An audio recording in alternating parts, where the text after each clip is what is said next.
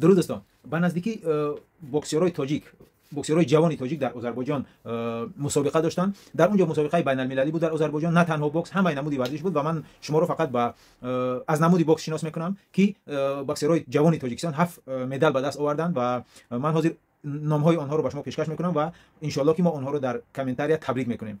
دوستان، فکر میکنم که فروغ سرحدزاده این دخترک است. 60 در وزن 60 کیلو مدالی برنز گرفته است. برنجی. امیر نازیموف در وزن 75 برنجی. عمرجان اسراروف در وزن 66 برنجی. دمیر نظرف در وزن 46 برنجی. اکبرجان عبداللهف در وزن 57 نقره. اعظمجان حسنوف در وزن 48 نقره و بهروز عمرف در وزن 50 کیلو.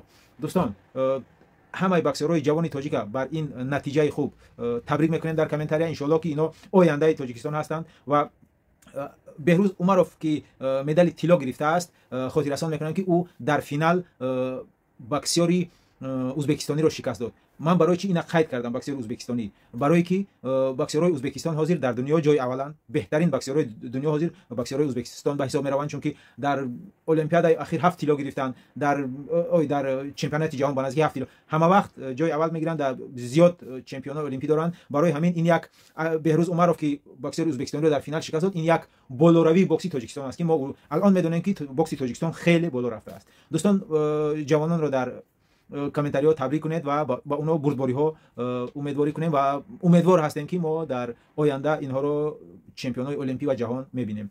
و یک خبری خوشی دیگر دوستان، در چمپیونات جهان، در قهرمانی جهان دیروز یک جودویست جوانی تاجیک محیدین اسداللهف قهرمان جهان شد.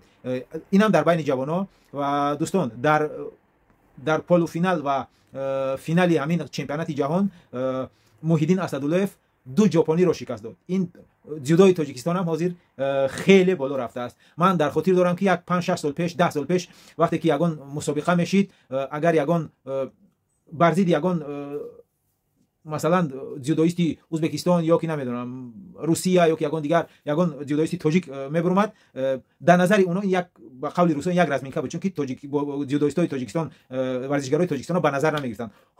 در حال حاضر تاجیکستان جودویستاش خیلی خیلی بالا رفته است و ما باوری داریم که به نزدیکی تاجیکستان رو فقط از روی ورزشکارانش در دنیا میشناسن. دوستان، محیدین اسداللهف رو تبریک کنید برای قهرمانی جهان شدن. این یک نمیدونم، این یک بهترین نتیجه است در ورزش تاجیک و من همه تاجیکان رو با این نتیجه ها تبریک میکنم. و دوستان، در کانال مشتی تاجیکی ابونه شوید و خبرهای خوش رو من به شما همیشه پیشکش میکنم.